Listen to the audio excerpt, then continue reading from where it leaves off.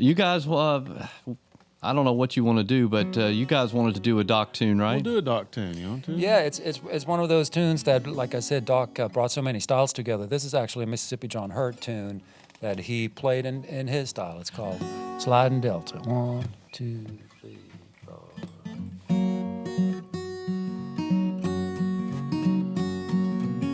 Slidin Delta, she run right by my door.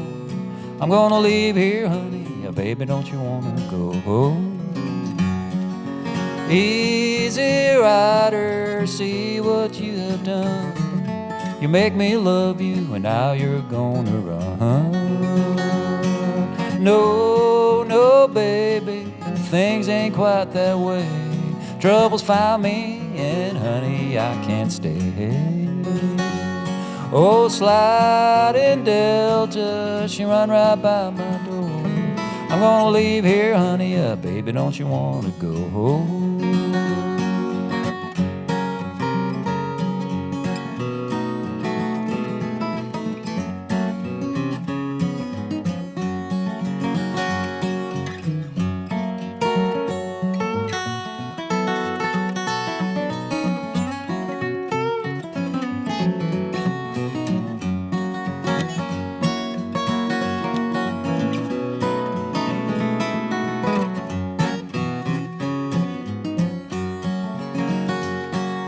Daddy, sweet daddy, you got rambling on your mind, and you just won't go and leave me here behind. I picked up my suitcase and then my baby cried. Away, sweet daddy, I gotta be by your side. Oh, Slidin Delta, she run right by my door.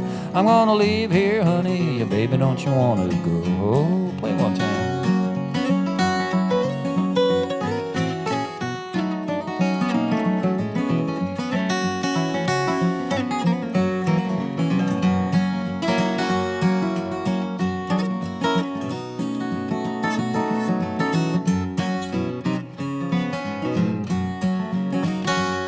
Oh, Slidin Delta, she run right by my door. I'm gonna leave here, honey, baby, don't you wanna go?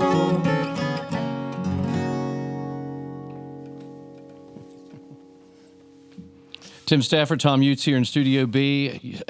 Doc, his taste and his appreciation was so wide, wasn't it? Yeah. And you know what was cool, I thought anyway, and you guys hopefully agree, watching him in a live show, he would forever be telling a story, but he would talk about the artist, the songwriter. He would give you some background and make some commentary about how much he loved this songwriter, like Mississippi John Hurt or whoever's song it was that he was doing. Yeah. He didn't just play the songs; he knew about the ladies and gentlemen who were responsible for those songs. Don't you think that's one of the things that made Doc so special? Absolutely, yeah. He always called what he did traditional plus. Yes. Which I love, you know. Yeah. T. Michael Coleman talked about starting a radio show or whatever and calling it traditional plus, and I don't think he's done it yet. I wish he would. Yeah, natural, man. Yeah. Yeah, Doc, I mean, like you said, he wasn't a songwriter, but he believed in the song so much that he always talked about them. He always talked about the writers. Such an honor. He honored and appreciated, their work, which to me added so much of a dimension to his virtuoso playing and his charisma on stage. Absolutely. There's a cool book called Blind But Now I See. Yeah. It's a Doc Watson biography, and in it he's being asked, what would you have done if you wouldn't have been a musician? And he said, I think I would have been just as happy working on cars or something like that. Yeah. And that says something really beautiful about a man. It's true, too. If you knew him, man, that's what he was. Yeah, well, it's nice to remember him today and miss him, but remember him today. Man, can you imagine if he was here turning 100 years old? And probably schooling every one of us. Yeah. I also wanted to bring up the late Peter Cooper, and that's someone you guys knew, and both of you participated in the celebration. What was it, last Friday? I wasn't able to go, but yeah. Oh, you Tom weren't? Put it together, actually. So yeah. Yeah, well, where to start? I mean, my life wouldn't be the same without Peter Cooper. I got to know him probably about 15 years ago. We became really, really close friends. We made about 8 records together. We played a lot of shows together with our friend Eric Brace as a trio, traveled all over Europe, traveled in the United States. And Peter was I don't know anybody who loved music as much as Peter did, maybe to a fault where he didn't take care of himself the way he could have or should have, because he cared so much about the music makers, especially the older guys like Bobby Barron, Tom T. Hall, and Bill Anderson that were so dear to him. But Peter and I wrote a lot of songs together. I have never seen a gathering like last Friday of so many people who just loved him. I don't think there was anybody who talked bad about Peter or had anything bad to say about him. And I don't know, it's one of those things. It's a before and after. My life is going to be different now. It's going to go on, and I found my humor again. He passed away in December, but it's never going to be the same, and I don't want it to be the same. Right, right. Well, and I guess you count yourself fortunate to to have had all those years and collaborations with him. He was so far and wide in music. I mean, in the things that he did, but in the people that he knew, it was amazing to me to see the tributes. Yeah, and I think what Peter really wanted was to bring people together. Mm-hmm. If he liked you, he wanted you to meet other people that he liked.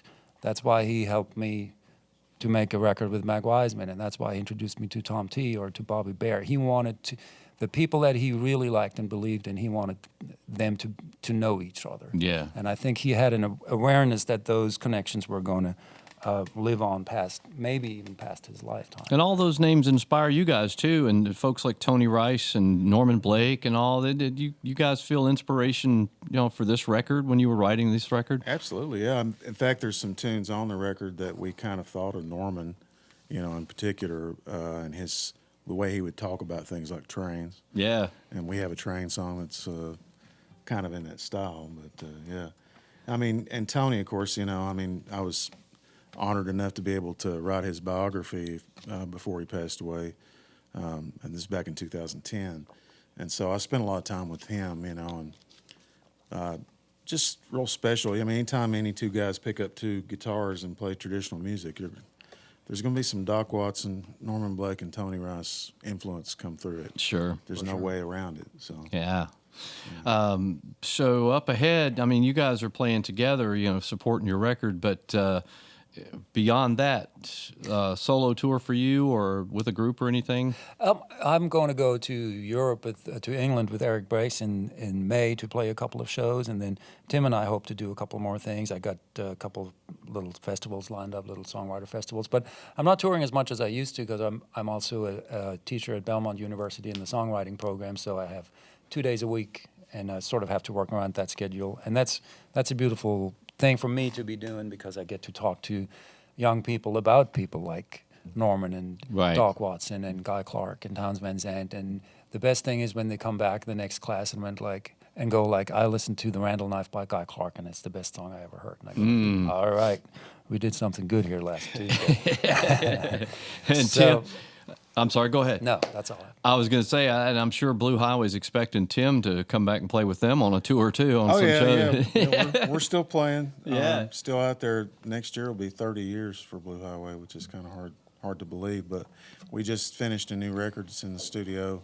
We still have one or two things to do there, and then it'll be ready to go out. So we're putting out singles now. Yeah, and congrats on both those singles. Oh, thanks, man. I'm really surprised. But, that's the way to do it now. You don't do albums as much, Yeah. But you drag your feet a while before the album actually comes, right? Yeah. Isn't it funny how it all goes full circle? Now we're back to record it, release it to radio. It's like Loretta getting in the car and the day after she recorded it and going to the radio station. I'm waiting for cassettes to come back, man. Any day now. Yeah, I mean, send me a 45 of those new Blue Highway songs. 78. Yeah, 78, yeah. But both of those songs, man, y'all just killed it on the bluegrass charts. As that's no stranger thing for Blue Highway. I mean, you guys are used to that. Well, we've been really fortunate to be able to keep four of the same guys together for this long. Which is sort of insane in bluegrass. Yep.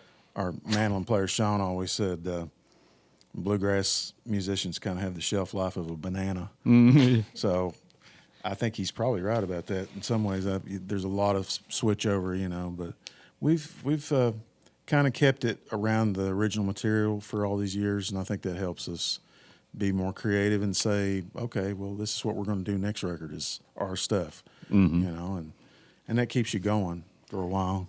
Well, and it inspired a lot of people, me being one of them, to hear a band like Blue Highway that plays traditional, quote unquote, if there is such a thing as traditional bluegrass music, but traditional sounding music with singing about a Sherpa from Nepal. It's like, okay, you can do that because we showed you that you can do that. Yeah. I love that. I always loved that about Blue Highway and about Tim's writing. Yeah, they have a lot of tradition in the sound, but they have some innovation as well, and lyrics that go beyond what the old bluegrass lyrics were about. And well, I mean, it's because we love all that stuff. It's like we love the traditional. Love Ralph Stanley. He was a huge influence on us. Yeah. We started out as were all of the first generation guys, and then also Seldom Seen was a big influence, and so we kind of felt all that stuff at the time and had no idea what jamgrass was at that time, but if we come along now, we'd probably be playing that. Yeah. Well, I was brushing up on the history of you and Blue Highway too, and of course, before Blue Highway, you played with Allison for a couple of years or so, right? With Allison Union Krauss. Station. You had and some bands before that too. But I read that you used to play drums. I started out playing drums. Yeah. That didn't last too long. You got the bluegrass fever, didn't Got you? the bluegrass fever, but mid-'70s, about 74. And, man, I couldn't get enough of it. I was, so eat up with it, I mean, I actually kind of was fortunate because I was raised in Kingsport in a high school that I went to where I first heard bluegrass. Never had heard it before, amazingly enough, growing up in Appalachia. But Yeah. I hadn't heard it till these guys were playing it in my choir room when I walked in the first day of as a freshman in high school. And I had to ask the guy what the mandolin was. And he said, oh, yeah, man, the best mandolin player in the world, his mom lives right there. And there was this little house below that, and it was Doyle Lawson's mom. Yeah. And I was like, well, this is cool. Tell me more. So by the end of the day, I decided I had to learn how to play banjo. So that helped. I mean, if it hadn't been for all that stuff, I don't know if I would have got into it as much. Maybe. So it grabbed you kind of like it grabbed Tom way across the pond over there. And Similar thing. His was with Bobby Bear, right? yeah. Yeah, I saw Bear when I was 11 years old, and it just blew me away. And I decided, this is not a made-up story, I decided that day that that's what I was going to do with my life, and I never did anything else. And I'm very happy that the universe sends you those hints, So are we. As an adult, you wouldn't make those decisions. You'd be more careful. But as a kid, you go, "That's it." Well, you I'm were still pretty young when you came to Nashville, right? well, if you consider 33 young, I was. But Oh, okay. For some reason, I thought it was younger than that. no, I wish it would have been younger. But man, I had to wait till I could get a green card, and Yeah. I knew, and my wife and I knew in our mid-20s that we wanted to move here because she had lived in the States before and wanted to come back. But there was no way to do it. Other than the legal way, and so once we got the green card, we moved here and bought a house, and then became citizens, and it's the best decision. We just on the way over, we talked about all the things that have happened over the last 20 years that were so incredible for me as a musician and for us as a couple, and not one of them would have happened if we wouldn't have made that decision. It's the scariest thing I've ever done, but also the best thing I've ever done. Oh man, what a cool story. Yeah.